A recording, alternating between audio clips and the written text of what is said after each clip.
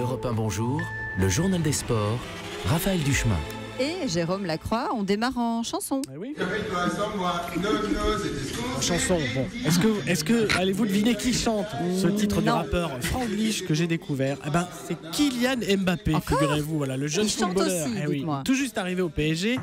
Et il a dû chanter lors d'un dîner devant ses coéquipiers un brin moqueur, traditionnelle épreuve parisienne de bizutage. Voilà, bizutage hier.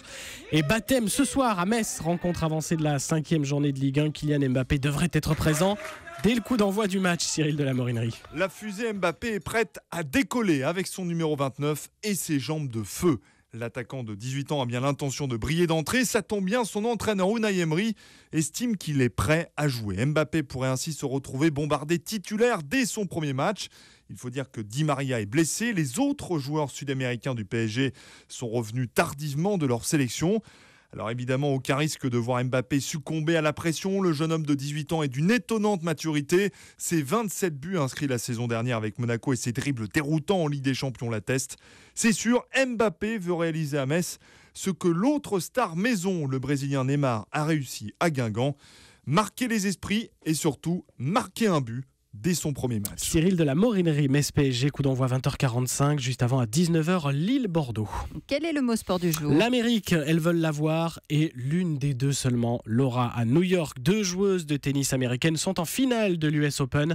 Sloane Stephens, tombeuse cette nuit de Venus Williams, 37 ans, elle affrontera demain la jeune Madison Keys, 22 ans, qui elle a battu Coco Vandeweghe. L'histoire du jour? L'inénarrable.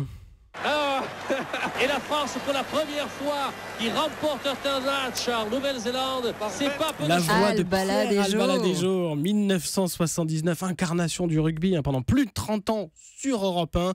L'ex numéro 10 des Bleus, premier consultant sportif de l'histoire. Aujourd'hui, à 10h30, Bala, 83 ans, va être statufié dans sa ville chérie de Dax.